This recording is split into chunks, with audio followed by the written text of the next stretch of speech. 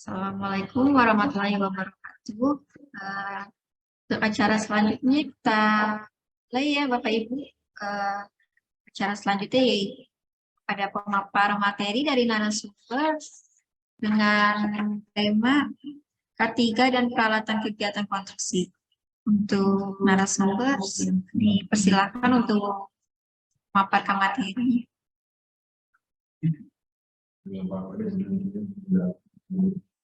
Bapak Yoyo bisa share screen materi ketiganya.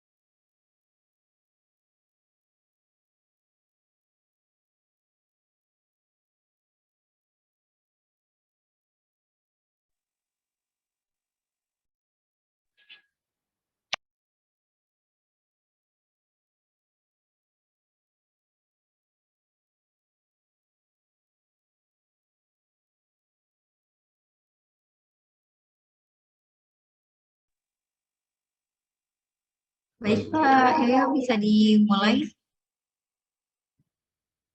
Baik, terima kasih dari host yang telah menyampaikan. Saya ucapkan terima kasih yang sebesar-besarnya, yang saya banggakan, yang saya muliakan Ketua Umum Arkindo beserta jajarannya, yang saya muliakan Bapak Ibu peserta dari FGD hari ini. Saya pada hari ini didapuk oleh Pak Haji Reza untuk menyampaikan K3 pada pekerjaan konstruksi, termasuk di dalamnya adalah peralatan konstruksi. Saya sampaikan sekali lagi sebelum melangkah jauh menyampaikan materi ini, bahwa K3 itu tidak sama dengan APD. Sekali lagi saya sampaikan, K3 itu tidak sama dengan APD. Nanti kalau kami sama Pak Haji Reza lagi turun ke lapangan, turun ke DPW, DPD, dan lain sebagainya, ternyata pemahaman Bapak Ibu, teman-teman, oleh kita masih pemahamannya salah. Kita sudah melakukan K3, Pak, ini saya memakai APD, itu yang harus diluruskan. Nah, pada hari ini, saya sampaikan sekali lagi bahwa K3 itu sebetulnya sudah dijalankan kepada bapak-bapak semuanya di lapangan, maupun dimanapun, maupun di rumah. Yang dalam hal ini adalah, di sana adalah kalau kejadian kecelakaan, itu K3. Jadi jangan sampai nanti sudah mengerti tentang K3, tetapi di sana Bapak Ibu teman-teman di lapangan, termasuk pekerja dan mandornya, menggunakan APD yang ditempelkan saya sudah K3. Dan saya sudah memakai baju merah atau baju K3. Itu bukanlah K3. K3 dalam hal ini saya sampaikan, bila mana Bapak-bapak, Ibu, dan sekalian semuanya, waktu mau melaksanakan pekerjaan sudah memberikan satu mengingatkan atau penyampaian kepada para pekerja. Ingat bahwa K3 itu sumbernya adalah bocal, bahan, orang, cara, alat, dan lingkungan. Itulah yang harus dikendalikan. Kalau APD sudah pasti melekat. Kalau orang bekerja di ruang terbuka, di atasnya banyak aktivitas, maka sudah melekat di sana ada APD namanya helm. Tetapi helm di situ tidaklah cukup. Tetapi pengendaliannya supaya tidak kejatuhan yang dari atas adalah bocal, bahan, orang, cara, alat, dan lingkungan. Maka saya sebelum masuk ke materi, saya sampaikan kepada rekan-rekan, Bapak Ibu semuanya, bahwa K3 itu sebetulnya sudah dilaksanakan teman-teman di lapangan. Tetapi makna yang selama ini sudah ngetren itu adalah K3. Jadi begitu kita lihat di mana, di lapangan, ternyata dia memperagakan APD, Pak, saya sudah ber-K3 dengan baik, saya sudah pakai seragam dengan baik, saya sudah menggunakan sepatu, helm, dan safety body harness, saya sudah K3. Bukanlah itu. Tetapi caranya, apakah caranya benar dilakukan? Orangnya itu sudah mengetahui, sudah terlatih belum? Barangnya, bahannya, kami singkat bocal, bahan, orang, cara. Alatnya, apakah alatnya juga sudah diuji, diperiksa, ada kesalahan atau tidak. Lingkungannya juga demikian, hujan, angin, dan lain sebagainya. Itulah dari pembuka yang dalam hal ini kami sampaikan K3 pekerjaan konstruksi beserta alatnya. Saya lanjut. Pada bab 1 di sana ada pendahuluan. Oh, nggak bisa dibuka.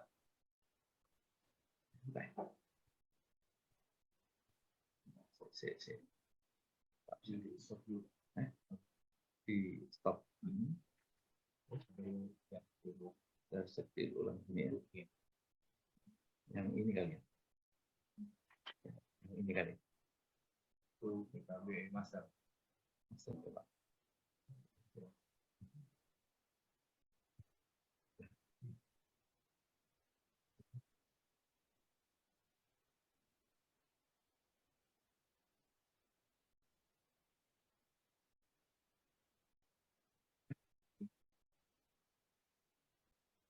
Kuasa satu. Produser ya? Sudah share ya? Baik, Bapak Ibu, sudah kelihatan di sini, Pak? Apa yang saya sampaikan? Sudah, Pak. Sudah ya? Sudah, Pak. Sebentar. Kok kayaknya harus diulang lagi nih. 1, 2.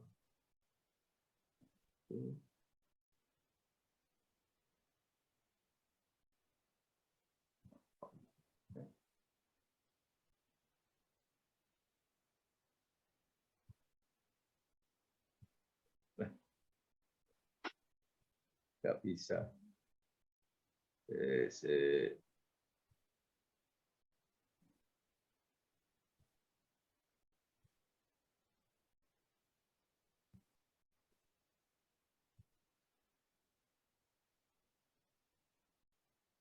Wah, saya pakai manual aja kalau gitu.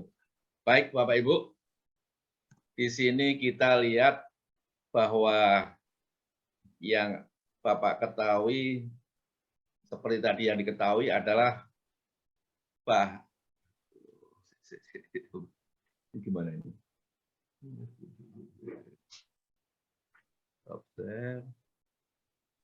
Sinyalnya Pak Yoyo. Sinyalnya ya. Putus ya.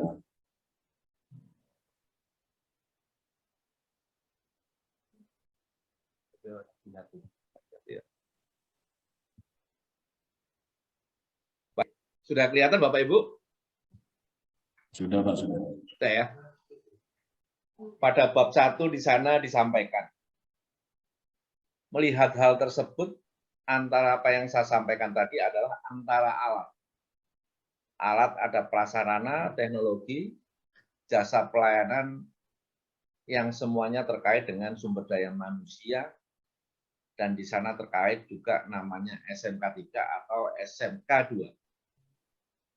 Maka dalam hal ini keberhasilan SMK 2 dan SMK 3 berpengaruh langsung terhadap suasana kerja di dalamnya termasuk citra perusahaan di bidang konstruksi.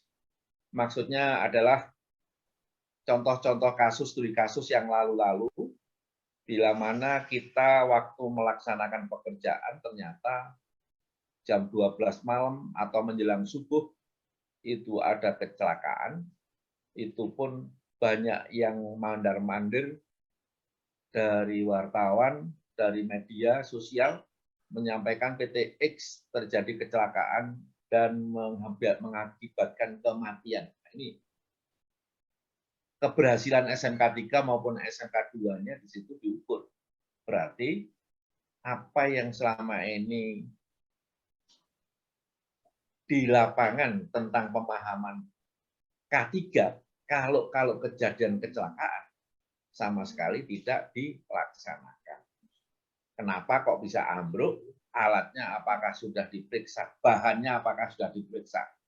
Orangnya apakah sudah terlatih? Caranya apakah ada prosedur? Atau ada izin kerja? Alatnya apakah juga sudah benar-benar dicek? Apakah di sana kedaluarsa? Apakah di sana kuncinya kurang mengena? Yang berikutnya adalah lingkungan. Lingkungan di bawah banyak mobil mondar-mandir, di sana hujan, angin, dan sebagainya. Dengan makin tingginya penerapan teknologi, maka bagaimana alat-alat itu bisa dikendalikan dengan baik.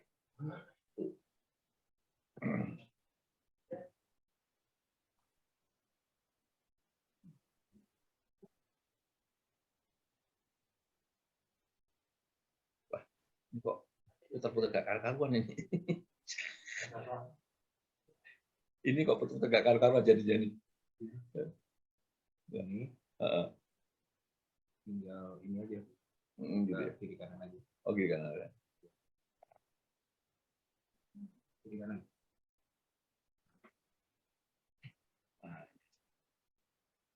Misalnya, pada pekerjaan konstruksi itu mencakup ke arsitektur, di sana ada pekerjaan sipil, di sana ada pekerjaan elektrikal, dan di sana ada pekerjaan tata lingkungan. Pada pekerjaan konstruksi mencakup arsitektur, bagaimana cara pemasangan, umpamanya kalau di gedung, fasade-fasade yang ada di sana. Dia menggunakan ketinggian, dia menggunakan peralatan, dia menggunakan banyak orang, dan lain sebagainya, lingkungannya juga seperti apa, maka harus dikendalikan tentang bocornya, bahan, orang, cara, dan lingkungan. Sipil apalagi. Sipil di sana ada pekerjaan-pekerjaan galian, di sana ada pekerjaan-pekerjaan pemasangan fondasi, di sana ada pekerjaan-pekerjaan struktur, di sana ada pekerjaan ketinggian, di sana ada pekerjaan-pekerjaan yang berhubungan dengan macam-macam peralatan dan teknologi yang canggih. Mechanical juga demikian. Mechanical dia menggunakan pemipaan, cara menurunkan di sana sudah melewati adanya tegangan tinggi, di sana sudah melewati andalalin, analisa mengenai dampak terhadap lalu lintas, dan sebagainya. Electrical juga demikian. Electrical di sana juga bagaimana melakukan lockout take out.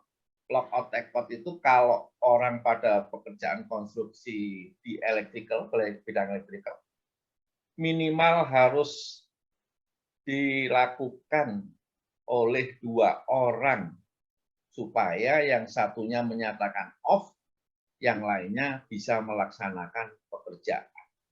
Jangan sampai nanti di sana ada cakupan atau ada energi listrik, di sana ada orang bekerja, tidak diketahui bahwa ada hubungan-hubungan yang ada arus listriknya, maka disitulah terjadi bahaya kecelakaan. Tata lingkungan juga demikian. Tata lingkungan, bagaimana lingkungan itu supaya tidak, pekerjaan di lingkungan itu supaya tidak mengganggu sebelah terhadap getaran, terhadap debu, dan lain sebagainya, termasuk kebisingan dan lain sebagainya. Ini yang menyatakan bahwa pekerjaan konstruksi itu cukuplah pelik, cukuplah banyak tantangan, macam-macam di sana cakupannya, karena pekerjaan yang dilakukan oleh beberapa waktu yang cepat, dengan banyak orang, dengan banyak alat-alat canggih, maka cukup dari Bapak, Ibu, Bapak-Bapak semuanya memahami bocah bahan, orang, cara, alat, dan lingkungan. Seperti pada pekerjaan boring seperti ini, dia juga harus melihat bahan yang dipakai apa. Orangnya apakah sudah kompeten, sudah terlatih, sudah mempunyai satu pengalaman yang memang sesuai dengan pekerjaannya. Caranya apakah sudah mempunyai prosedur, dia mau melakukan boring, dia akan melakukan pemasangan pembesian, sampai dia akan melakukan pengecor dan lain sebagainya. Ini kita lihat adalah bocalnya, ya, identifikasi terhadap bocalnya, bahan, orang, cara, alat, lingkungan.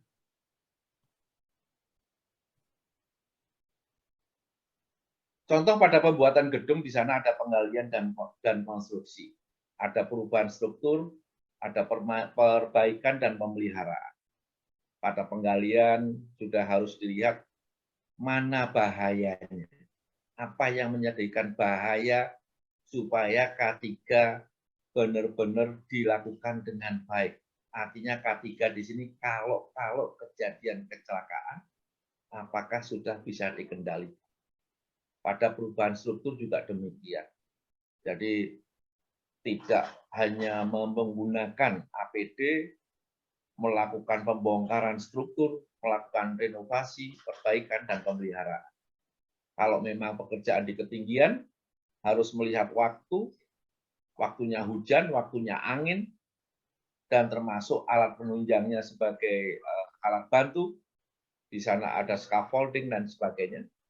Maka harus dilihat, harus diuji scaffolding atau penunjang pekerjaan itu benar-benar tegak lurus, sudah terkoneksi dengan baik dengan dinding di sebelahnya, maka bila mana ada angin yang kencang, tidak sampai terjadi kolap atau ambruk. Pekerjaan sipil, di sana ada penggalian dan konstruksinya, misalnya di pelabuhan udara, juga demikian, maka hamparan-hamparan panas, yang ruang terbuka yang panas di sana, bagaimana terhadap lingkungannya, bagaimana terhadap saluran air dalam tanah, bagaimana kalau di sana ada bendungan, bagaimana kalau mereka mengerjakan jalan raya yang bebas hambatan, terowongan, waduk, dan lain sebagainya. Ini kita akan kendalikan dengan bocal tadi. Ya. Bocal tadi bisa diidentifikasi bahannya apa, orangnya bagaimana, caranya apakah sudah ada caranya yang baik supaya dia tidak sampai kejadian kecelakaan, alatnya, penunjangnya, dan lingkungannya. Pada pekerjaan piling yang terjadi pada materi di sini, di sana juga ada namanya crane, mobil crane-nya juga apakah memang mereka sudah diuji tentang keselamatannya, tentang keefektifannya, apapun yang di sana harus diuji. Manusianya juga demikian. Ya. Terus caranya, cara dia menguji bor pile atau piling yang sudah mau dipasang, sudah mau dilakukan pekerjaan, ini benar-benar sudah harus dikendalikan. 5 menit sebelum pekerjaan dimulai dan 5 menit pekerjaan sudah selesai, benar-benar harus dilakukan pengidentifikasian terhadap dampak pekerjaan-pekerjaan yang telah maupun yang akan dijalankan.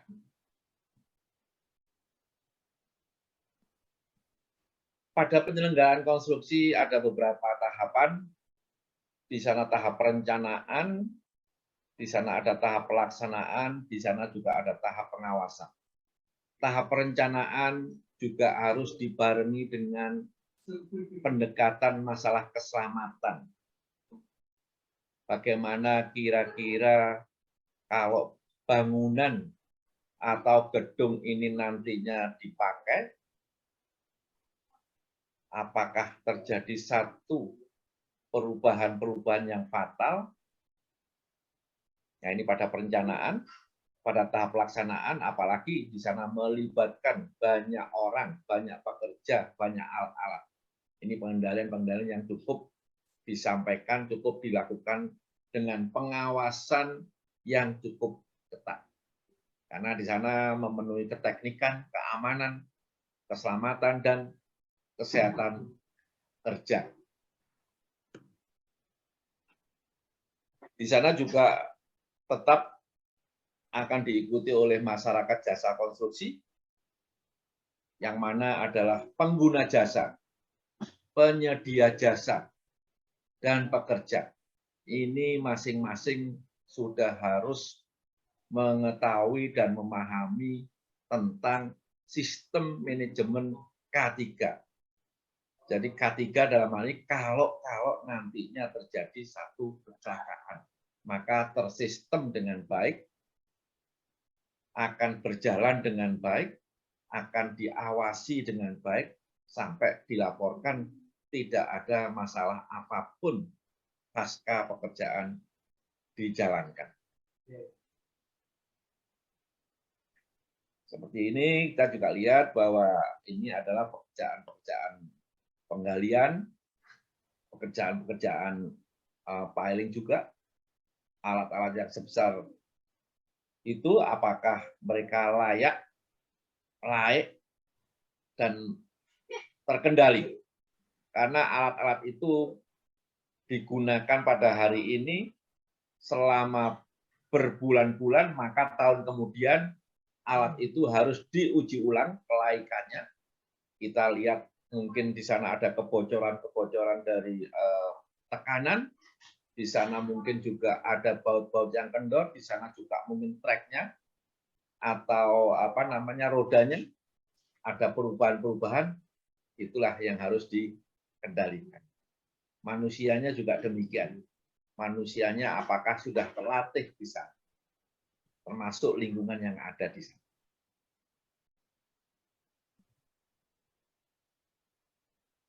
Sudah tadi, terus waduh.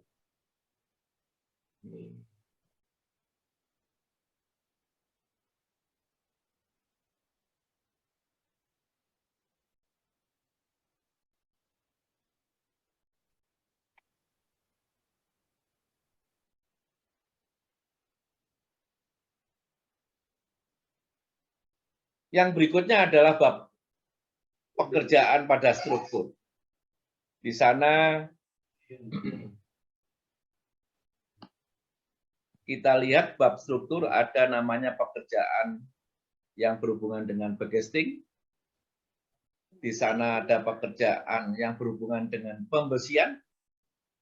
Di sana ada pekerjaan beton, ada pekerjaan shotcrete, dan ada pekerjaan di tempat tinggi. Misalnya SOP pada pekerjaan backcasting atau cara. Tadi sudah bicara bahan, orangnya sudah oke. Di situ akan disampaikan pula rute aman harus disediakan pada tiap bagian dari bangunan.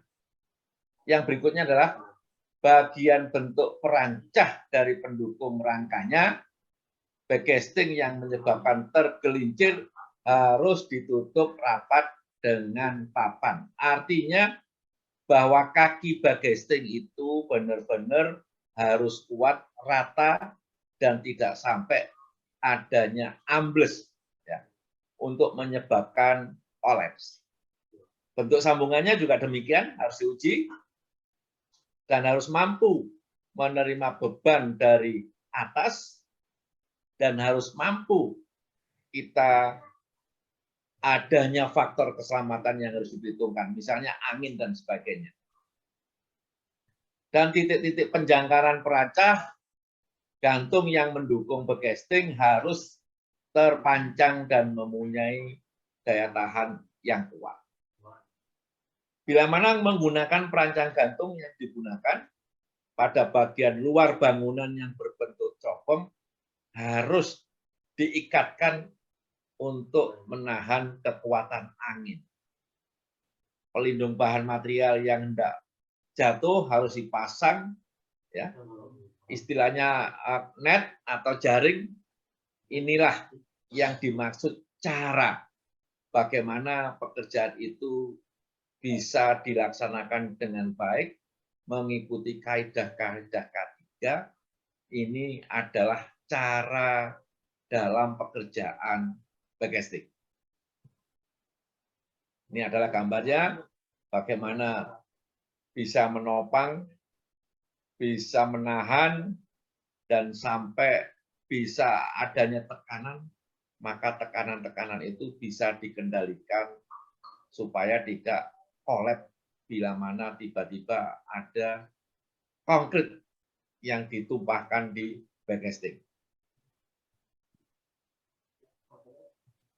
Cara yang berikutnya pada pembesian, di sana pemasangan besi beton yang panjang harus dikerjakan oleh pekerja yang cukup jumlahnya. Terutama pada tempat yang tinggi untuk mencegah besi beton tersebut meliuk atau melengkung dan mengakibatkan jatuh. Pada waktu memasang besi beton yang vertikal, pekerja harus berhati-hati agar tidak melengkung dan sebagainya, supaya bisa mengikat bambu atau kayu yang ada di sebelah dan sampingnya. Pada ujung-ujung besi beton yang sudah tertanam harus ditutup dengan potongan bambu. Ini adalah salah satu cara-cara pekerjaan pembesian. Karena kita lihat di lapangan ada pekerjaan-pekerjaan pembesian, di sana banyak orang yang lalu lalang, maka di sana besinya berserakan yang mengakibatkan kecelakaan yang kadang-kadang kita tidak sadar di sana akan mengakibatkan kecelakaan. Ini adalah cara pekerjaan pembesian. Nah, seperti ini. Ini adalah gambar-gambar contoh pada pekerjaan-pekerjaan pembesian. Saya yakin Bapak Ibu sudah sangat pengalaman di lapangan. Untuk masalah teknisnya, nah di sana dibarengi dengan bagaimana bahan orang cara alat dan lingkungannya supaya tidak terjadi kecelakaan kerja. Kalau kejadian kecelakaan yang tidak kita harapkan.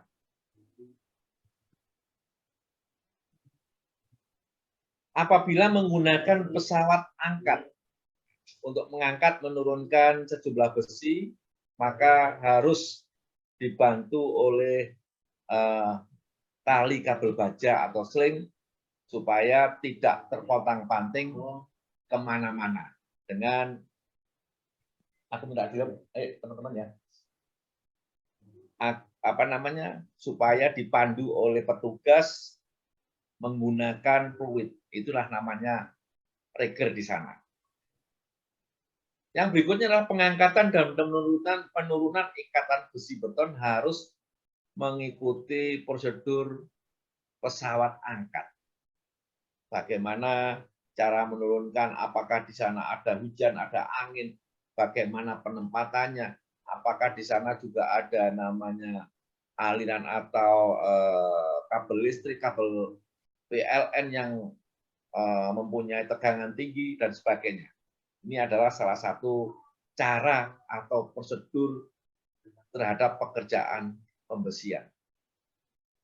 Bila mana semua pekerja yang bekerja di tempat tinggi harus dilengkapi sabuk pengaman, sarung tangan, APD di sana. Tapi dalam hal ini sebelum dilakukan pekerjaan tinggi dengan menggunakan APD, apakah memang mereka tidak punya penyakit ketinggian, penyakit fobia ketinggian, penyakit di sana kondisinya mungkin penyakit epilepsi dan sebagainya. Ini yang harus kita lihat pada pekerjaan pembesian di tempat yang lebih tinggi. Ini adalah contoh-contoh pada pemasangan baja dengan menggunakan kren. Apakah krennya juga sudah dilakukan pemeriksaan secara berkala, secara rutin? Apakah manusianya di sana juga sudah benar-benar dipersiapkan untuk bekerja di ketinggian? Mereka apakah sudah diperiksa kesehatannya? Dan lain sebagainya. Ini adalah tata cara waktu penggunaan pada peralatan-peralatan konstruksi supaya tidak terjadi yang kita tidak inginkan adalah kalau kejadian kecelakaan. Yang berikutnya adalah pekerjaan struktur. Cara yang ada secara umum dilakukan pembetonan, yang harus diperhatikan para pekerja adalah memeriksa semua peralatan dan mesin yang akan digunakan, memeriksa semua steker atau perancah atau ikatan-ikatan penyangga. Kalau memang mereka menggunakan konkrit pump, apakah konkrit pumpnya juga sudah diuji setiap selesai pekerjaan. Yang mengakibatkan di sana adalah kebuntuan pipa dari konkrit pump yang mengakibatkan ledakan karena di sana ada tekanan yang cukup kuat. Inilah yang benar-benar harus dikendalikan adalah alat, termasuk dalam bocal tadi, bahan orang cara alat. Bila mana mencegah kemungkinan pergerakan pipa arah horizontal dan beberapa tempat harus diikat dengan kuat. Ikatan tidak boleh dengan bagesting atau besi beton yang sedang digunakan. Ini adalah pekerjaan struktur pada pekerjaan beton. Bila mana pada proses penuangan beton, maka komando atau perintah harus diberikan saat pompa bekerja. Kapan harus dimulai, kapan harus berhenti sementara, kapan harus mulai lagi dengan menggunakan alat komunikasi, walkie-talkie, handphone, dan lain sebagainya. Pada pekerja yang tidak berkepentingan, dilarang berada di tempat atau di ujung pipa saat pompa sedang bekerja. Siapapun yang berdiri di dekat boom crate atau konkrit pump pada saat bekerja harus benar-benar diperhatikan. Siapa, apakah mereka mempunyai kepentingan di sana, bila mana tidak mempunyai kepentingan, tidak ikut ada di tempat-tempat konkret yang sudah disiapkan. Bila mana menggunakan peralatan seperti fabrikator, penerangan, pipa-pipa, dan sebagainya harus dirawat. Fabrikatornya juga demikian. Pada alat fabrikator, alatnya sudah diuji, orangnya juga sudah terlatih. Kalau orangnya sudah terlatih dengan menggunakan vibrator.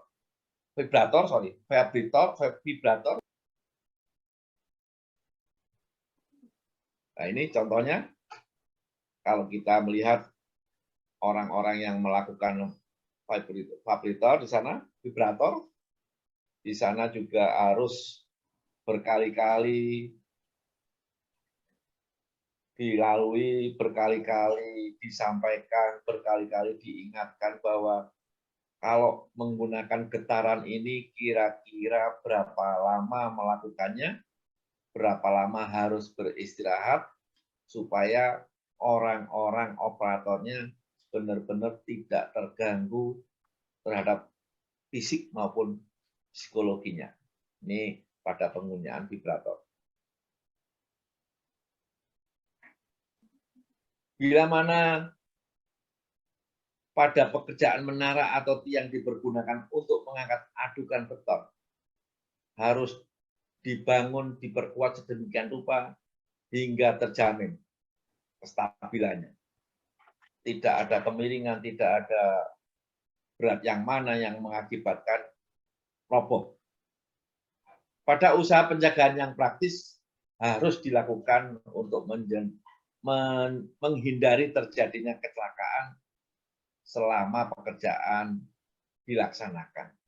Misalnya, ada kejatuhan benda-benda dari atas dengan diangkut menggunakan ember atau singgungan kulit terhadap semen atau adukan. Inilah yang harus benar-benar diawasi dan dikendalikan dengan baik.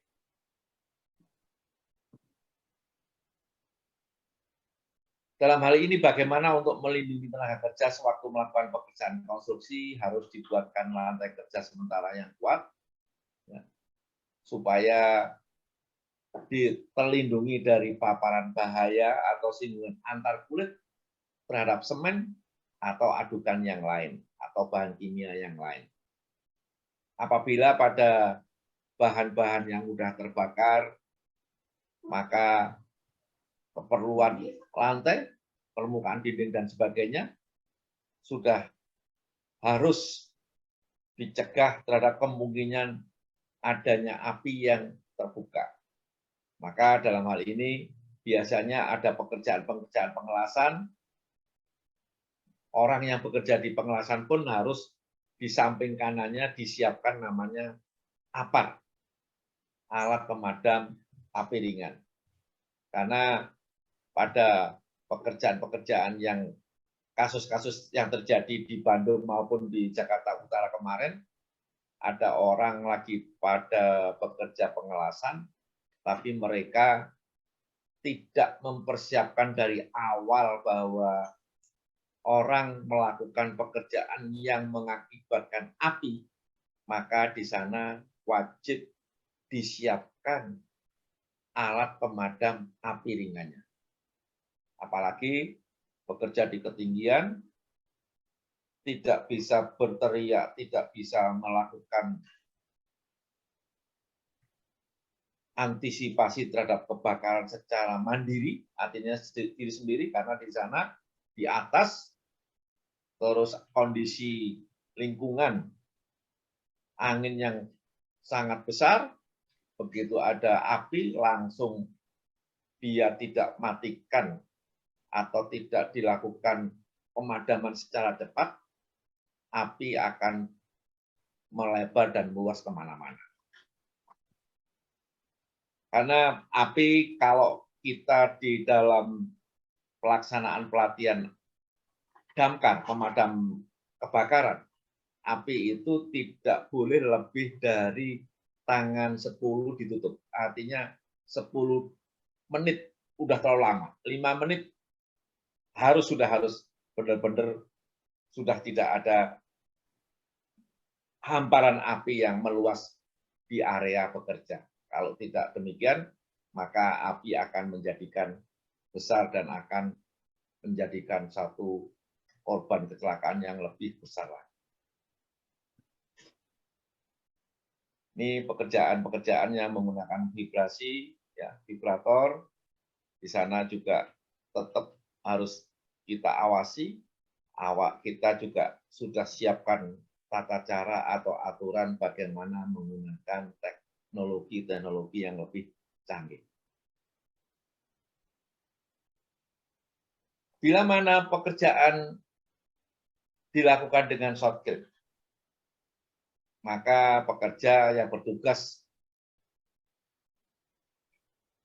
mengoperasikan alat penyemprotan harus menggunakan APD atau masker sebagai pelindung pernapasan, kacamata sebagai pelindung debu, sarung tangan, dan sepatu karet.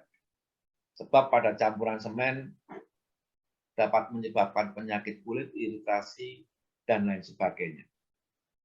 Maka yang harus diperhatikan, sedapat mungkin harus dihindari bernapas dalam keadaan berdebu tanpa menggunakan masker pelindung pernapasan. Nah, ini adalah pekerjaan short kill, yang mana pekerjaan short kill ini kita juga tidak tahu alatnya itu ada tekanan tinggi, apakah alat-alat itu sudah diperiksa, orangnya yang melaksanakan itu apakah mereka sudah kompeten, sudah mempunyai satu keahlian, lingkungannya di sana juga kita lihat apa. Bahannya adalah semen bercampur dengan pasir. Begitu short kill kita tancapkan di sana, itu tekanannya berapa bar, bila mana mengenai muka kita atau mengenai mata kita, maka kecelakaan tidak bisa kita hindari. Yang berikutnya, yang terakhir, pekerjaan di ketinggian. Pada pelaksanaan ketinggian itu 2 meter ke atas sudah dianggap oleh pekerjaan ketinggian. Bila mana menggunakan perancah atau scaffolding atau tangga besi yang permanen, maka harus benar-benar diuji, tidak ada yang bengkok, tidak ada yang keropos, tidak ada yang kena benturan yang cacat besi. Di sana harus benar-benar diperhitungkan. Bila mana orang yang akan mau naik pada pekerjaan ketinggian, orang itu harus sudah dipersiapkan apakah mereka tidak punya tekanan darah tinggi, apakah mereka umurnya juga memenuhi, artinya umur produktif, tidak umur 50 ke atas, terus berat badan juga tidak melebihi dari 60 kilo, bila mana dia mau melakukan pekerjaan pada ketinggian. Jalur-jalur sudah harus disiapkan dengan aman, dipastikan di sana juga sudah tersambung dengan aman tentang tempat dudukan, terpasang dengan aman untuk mencegah orang tersandung dan sebagainya. Dan dipastikan bahwa daerah di bawahnya bersih dari reruntuhan dan barang-barang lain yang tidak diperlukan. Ini adalah pekerjaan ketinggian. Mereka sudah menggunakan APD, mereka sudah menggunakan safety body harness, ya. Caranya juga mereka sudah mempunyai cara yang cukup bagus. Apakah orangnya apakah mereka mempunyai kompetensi untuk bekerja di ketinggian? Ini yang kita harus benar-benar kendalikan, bahan orang, cara, alat, dan lingkungannya supaya benar-benar tidak terjadi satu kecelakaan kalau kejadian kecelakaan. Bila mana menggunakan jaring pengaman harus digunakan dan dipasang untuk mengantisipasi jatuhnya benda, ya, yang mengakibatkan orang di bawahnya akan terkena lemparan benda. Bila mana menggunakan tangga harus terkait dengan kuat antara bawah dan atasnya supaya tidak ada pergerakan dan sebagainya. Jangan sekali-kali menggunakan tangga susun yang belum pernah diperiksa oleh petugas K3 di lapangan. Jika masih ragu-ragu, diuji lagi bagaimana kekuatannya, bagaimana tentang connecting antara atas dan bawah, apakah waktu ada tekanan dia akan merosot dan sebagainya. Pasang pagar pembatas di sekitar area kerja agar orang yang bekerja benar-benar aman. Fungsinya mereka supaya tidak ditabrak dari kanan maupun kiri. Nah, ini bekerja di ketinggian. Mereka juga sudah menggunakan APD yang digunakan sesuai dengan kebutuhan. Orangnya juga pasti masih produktif, tidak gemuk, dan di sana sudah terbiasa melakukan pekerjaan ini, maka kemungkinan kecil akan bisa terjadi kecelakaan. Hal-hal inilah yang perlu kita perhitungkan. Demikianlah apa yang kami sampaikan dari materi K3 pada pekerjaan konstruksi dan termasuk peralatannya. Mungkin dari Bapak-bapak para peserta FGD ini, kalau memang ada hal-hal yang perlu disampaikan atau ditanyakan, silakan. Saya sebutkan sekali lagi, K3 tidak sama dengan APD. Mungkin Bapak-bapak akan terbuka, akan mempertanyakan, Pak, kok nggak sama dengan APD? Silakan nanti ditanyakan. Saya serahkan kepada host atau mungkin langsung ke penanya, silakan untuk ditanyakan. Silakan Bapak Ibu. Ya, oke. Baik, terima kasih untuk narasumber. Selanjutnya yang ingin bertanya, Bapak Ibu, silakan.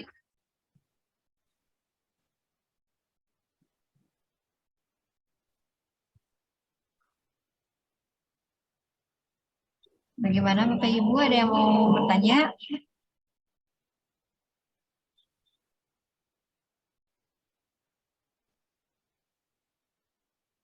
Apa semuanya sudah paham dengan materi yang dijelaskan oleh narasumber?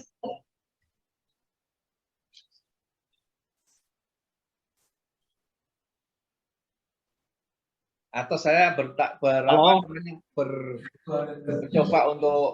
untuk boleh. Ya, silakan Pak. Dari Kupang NTT, DPD Arkindo NTT. Baik, silakan Pak. Saya kira pemaparannya sudah sangat bagus, lumayan. Dan tentunya untuk mengingatkan kami, sangat diharapkan materinya di-share ke grup supaya kita bisa pelajari. Saya kira ini untuk mengingatkan kami semua.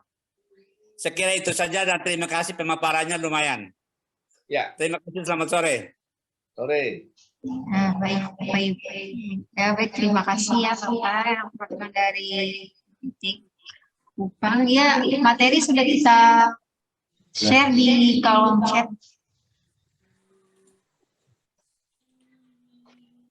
Untuk sarannya nanti kita masukkan dahulu. Selebihnya, apakah ada yang ingin bertanya lagi?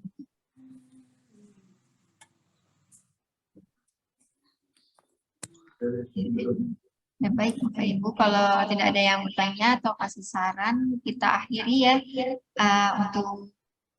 untuk acara hari ini dan materi hari ini. Terima kasih untuk narasumber. Ya.